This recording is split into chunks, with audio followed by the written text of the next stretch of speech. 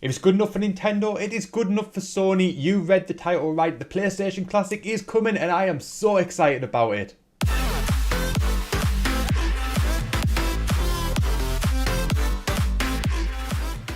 Hey, how's it going, ladies and gentlemen of the internet? My name is Doodles, and yes, the PlayStation Classic is coming this December, and I am super excited about it. There's been huge success over the last couple of years from Nintendo with the NES and SNES Classics. They did phenomenal business for Nintendo, so it only makes sense that Sony have been taking note of this and they decide to come out with their own console as well.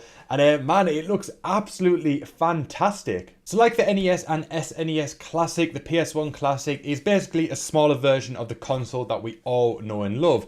In fact, it is 56% smaller than the original PS1, so it's going to be pretty small. And then going back to Nintendo for a second, a lot of people have been speculating that it might be difficult to get a large amount of games onto a platform this small when it comes to maybe the GameCube, maybe going sort of up the generations a little bit. But Sony have managed to cram in 20 PlayStation 1 games into this little box, and that is super cool, and it definitely opens up the possibilities that maybe we could see the likes of the GameCube Classic in the coming years. And as I just mentioned, there's going to be 20 games on the system, but there's only 5 games that have been announced so far. There's still 15 that we do not know what they are going to be, but we can speculate and we can come up with some pretty good predictions on what they might be. But the games that have been announced so far, they are Final Fantasy VII, arguably one of the greatest games of all time, and in my top 3 favourite games of all time. Jumping Flash, a game that I played the demo of. A lot of you guys would have had a PlayStation demo disc that I think you get with a console, or you maybe get with magazines, stuff like that. I played a demo of Jumping Flash so much when I was a kid. I loved it, but I never owned the full game. So this is going to be a great opportunity for me to finally experience it in all of its glory. Next up is Ridge Racer Type 4, another game that I haven't actually played. One of the first games that I got on the PlayStation was the original Ridge Racer, but I don't think I ever played this one, so it's going to be cool to go back and maybe experience this one. And next up is Tekken 3. Tekken, arguably one of the best fighting game series of all time, one of my personal favourites. Tekken 3 is a fantastic game. Now, a lot of people would probably say that Tekken 2 is arguably the best game either of the Tekken series or at least of the retro era, and I would probably agree with that, but in terms of the graphics and playability, Tekken 3 really stepped it up a couple of years later, so I can see why they went with this one over the older Tekken 1 or Tekken 2. And now finally is Wild Arms, another game that I never played before, but it looks super cool. I've just watched a little bit of the trailer from the PlayStation reveal trailer, and I've got to say, it looks like my kind of game, so I am super excited about maybe checking that one out as well. But as I said, there is 15 games that we still do not know what they are going to be, and there's a lot of possibilities. But now, before we talk about the games some more, I just want to sort of jump back and talk about the console, and then we'll get into the games a little bit later on. As I said earlier, it is 56% smaller than the original PS1. Like the SNES Classic though, it doesn't come with a power supply. Instead, it comes with a micro USB cable. Then you have to use your own power supply in order to power it. Most of us have a phone charger these days with a USB slot in. So either way, we're going to be fine. We don't need it. But it would be nice to get a power supply for it. But it is what it is. Like the NES and SNES Classic, the system displays with a HDMI port and also comes with 2 replica PS1 controllers. Now, these aren't DualShock controllers, these are the really old school original PlayStation 1 controllers. It's just going to be pretty weird trying to use a PlayStation controller without analog sticks, but that's what we did back in 96, so we'll be fine. And now, speaking of 1996, I want to share with you a little story. One of the few childhood memories that I have. Obviously, a lot of us forget most of the stuff that goes on in our childhood, but this memory will always stick with me, and it is to do with the PlayStation 1. So I thought this would be a good time to share it with you guys. Back in 96, I think it was 96, maybe 97, but I think it was 1996. I got my very first PlayStation. I was 6 years old. So it was Christmas Day. The way we always did it, we got presents at our house. Obviously with my parents, my sisters, stuff like that. We got our presents, we did the whole Christmas thing, and then we went over to our grandparents. That's where we spent majority of Christmas Day. So I went over to my grandparents, and there's always a load more presents for us to open there. Usually the bigger presents were generally there because we were there most of the day. So obviously if we got the presents there, then we could use them throughout the day. So it kind of made sense that way. And this was the year that I got my PS1, although I didn't know I was getting a PS1 because obviously Santa doesn't spoil surprises and stuff like that. So the presents were there, and as you guys will know, you guys probably do exactly the same thing. You don't open your big present first because, well, then that's sort of setting yourself up for disappointment, because once you open your big present, all the little presents aren't going to stack up to it. So you open the small ones first, you build up to the big finale of the big main present. Well, maybe this year, they probably should have told me to start backwards and go for the big present first and make my way down. Because I was opening my presents as you do, and I opened up a copy of Doom on PlayStation 1.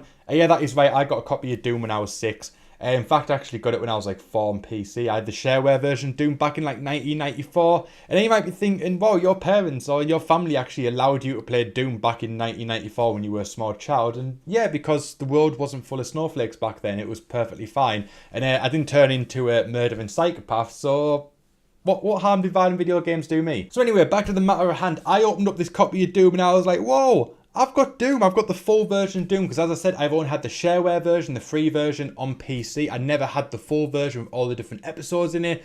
And I was like, whoa, this is so cool, I can finally play all of Doom.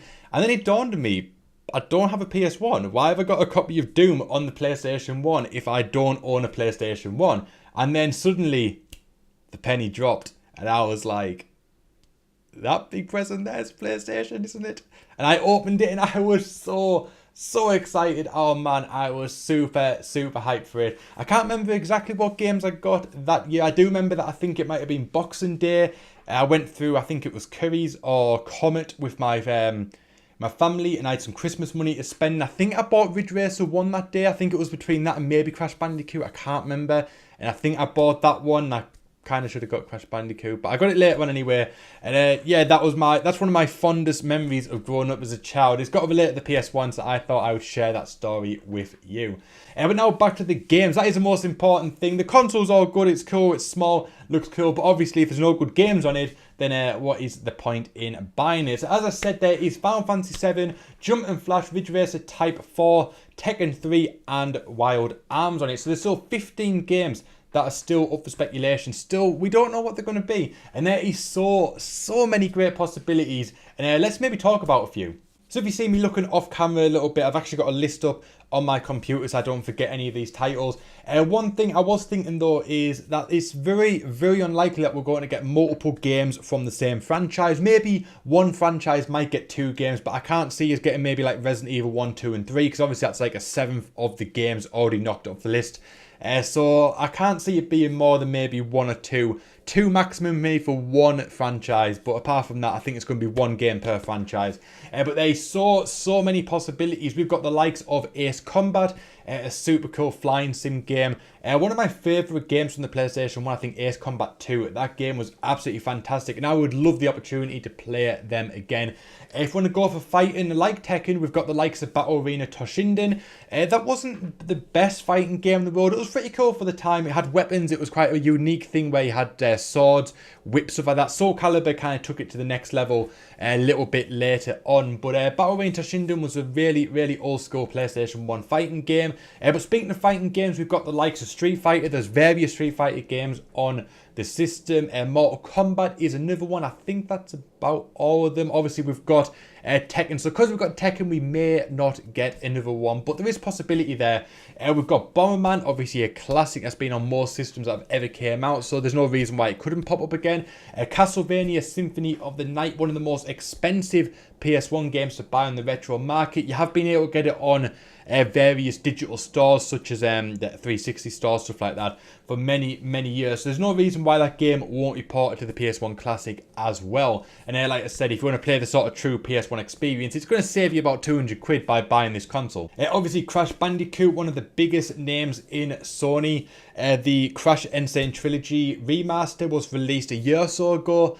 So it would make sense for maybe the original Crash Bandicoot game to come back as well. You've got Broken Sword, an awesome point and click series. Broken Sword 2 is a fantastic game. Another one that I had a demo of when I was a young game. I never actually owned the game. I think I got it many years later, maybe digitally, I can't remember. I did own the game many years later.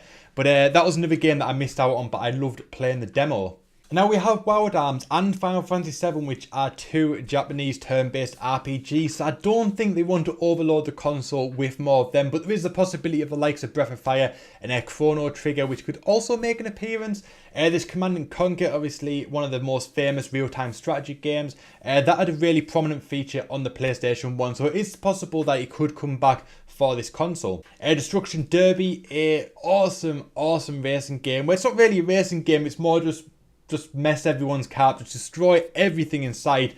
It is so much fun. For platform, we've got the likes of Gex, we've got Croc, we've got Rayman. There is a lot of possibilities on this console for a good platforming game. Like Crash Bandicoot as well, there is many possibilities out there. Obviously, Grand Theft Auto started on the original PlayStation with GTA 1, 2, and I think London was on it as well. I got GTA 1, I think, for my 9th birthday. Yeah, my family weren't snowflakes, we talked about that already. I think I got GTA 1, I think it was my 9th birthday. I think my uncle bought me it, and I had so much fun with it. So there's a possibility that GTA 1 could come back, although maybe they want to try and keep the age rating a bit lower to make it accessible to everyone. So they might exclude GTA, but it is possible.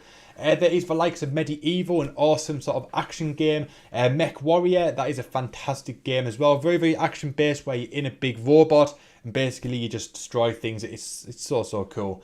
Mega Man is one of the most popular sort of platforming games of all time. So there is a possibility that could make a return to the PlayStation 1 Classic. Obviously, one of the biggest games of the PlayStation 1 is Metal Gear Solid. There's very good possibility that game is going to be on here. It would make no sense at all for them to exclude Metal Gear Solid. So I'm going to say that, and probably Symphony of the Night are probably two surefire games that are going to be on the system. Obviously, you've got the VR missions as well for Metal Gear Solid. It was like an expansion thing, so you could get that as well, have sort of everything in one game. That could be super cool, and it's been a long time since I've played Metal Gear Solid 1, so I wouldn't mind playing through it again. I've already mentioned games like Mortal Kombat and Street Fighter, but you've got Pandemonium, that is another awesome platforming game. Parasite Eve is a great game. And now one game that is on the PlayStation Store right now, and I bought it on my PS4 because it is one of my favourite childhood games, and that is Parappa the Rapper. That game is so cool. It's like the original Dance Dance Revolution. It was basically like Dance Dance Revolution with a controller. You play a little 2D dog, and he's got to go do various tasks in his life. He's got to go to a dojo, he's got to take his driving test, and he's basically got to rap his way through it, and it is so much fun. I think there's a video on my channel actually of me playing the first episode of it, so go and check that out as well if you've never heard of Parappa the Rapper before. My favourite video game series of all time, Resident Evil, will very likely make an appearance, especially with the fact that Resident Evil 2 Remake is coming out the following month in January. So it makes sense that there's going to be at least one Resident Evil game on the system. I'd personally go with 2 for the fact that it's the remake, so maybe people could play Resident Evil 2 and then go out and buy the remake. But it would probably make sense for Resident Evil 1 to be on it instead. But either way, if Resident Evil is on it, I will be playing it. We already talked about Rayman as another great platform. I'm just going down this list that I've got here. Siphon Filter is a great, very underrated action game, and one that I highly recommend you go and check out if you've never heard of it before. Tenchu is a awesome stealth game. You play as a ninja, and basically you got to go around and stealthily kill people. You can fight people if you want, but you're meant to stealth, and it is so much fun. Speaking of survival horror like Resident Evil, we've also got Silent Hill. Pretty much Resident Evil and Silent Hill are the two dominant forces, especially back in that era of survival horror games. So it makes sense that Silent Hill will very likely be on this game alongside Resident Evil. If you want a good racing game like Ridge Racer, although we don't want to overload it with too many of the same genres, but for other racing games, we've got the likes of Test Drive, we've got Tokka, and we've got V-Rally. 3 awesome racing games and racing series that we could go for. Another one, if you want to add a racing game which is a little bit more unconventional, not just a typical driving game, and that is Wipeout, where basically it's like PlayStation's answer to F-Zero. So if you like F-Zero games, you never played Wipeout, you'll probably like it. And there's also a possibility for a Tom Clancy game like Rainbow Six if they can get the licensing for it. And going back to the likes of Metal Gear Solid and Castlevania Symphony of the Night as being 2 games that must be on the system, Tomb Raider also fits that bill. Tomb Raider is arguably one of the most iconic franchises to come from the PlayStation. And obviously Shadow of the Tomb Raider came out about a week ago, maybe not even a week ago now. So it would make sense for at least one Tomb Raider game to be on the system too. Twisted Metal is another great series which could see its return on the PlayStation 1 Classic. And last but not least, a series I was actually playing just a few days ago on Steam, and that is Worms. It is a turn-based strategy shooting game where you play as little tiny worms and you're on this map, and basically you've got to fire weapons at each other, try and kill all the worms. It's super funny. If you never played it, you've missed out. There's plenty of them on the likes of Steam. Go and buy one. You'll have a lot of fun with it, I guarantee it. So yeah, that was a lot of games that we just talked about there. But as I said, there's 15 games still unannounced, which means any of these 15 or even ones that I haven't talked about could be making their way to the system, and I am so excited to find out what they are. I could have said the likes of Tony Hawk's, but obviously they'd have to license for likeness of the characters, for artwork, for the skateboards, the music. It would be too much hassle and too much expense, which is why we've never seen a game like GoldenEye 007 make its return on anything outside of the N64, because obviously licensing issues and stuff like that. So we'll leave Tony Hawk's off the list. But apart from that, there's so many great choices there. And I am so excited to see what is going to be on this list. And when it is filled out, when we know all 20 games, I will be letting you guys know. And I'll be buying one of these. And yeah, I cannot wait for it. The system launches on December 3rd, 2018 for $99. 99 euros. Probably similar in pounds as well, because we always get shafted. And 150 Australian dollars. It actually comes out on my missus's 28th birthday. So would it be wrong to buy her a PS1 Classic so I can play the PS1 Classic? Would that be bad of me, a bad boyfriend, if I do that? Let me know in the comment section if that is something that is acceptable, because maybe she's going to get a PlayStation 1 Classic for her birthday. We'll have to wait and see. But if not, if she doesn't get one, I will be guaranteed. I am super hyped for this. And now, will Nintendo answer this one with the N64 Classic, the Game Boy Classic? Who knows? Only time will tell. But it doesn't seem like it so far. They seem very much focused on the Switch. So maybe they are leaving it this year, which is going to leave Sony the perfect opportunity to swoop in and get this classic market. But that is the end of the video, guys. Hopefully you guys enjoyed this one today. If you did, make sure you give this video a big fat thumbs up. If you're new around here, you want to stay up to date with all the gaming news, gameplays, reviews, all of that good stuff, make sure you subscribe with notifications on. Click the subscribe button, click the notification bell, then click all. That way you'll never miss out when a video goes live on this channel. My name is Doodles. I thank you so much for watching, and I'll see you guys next time.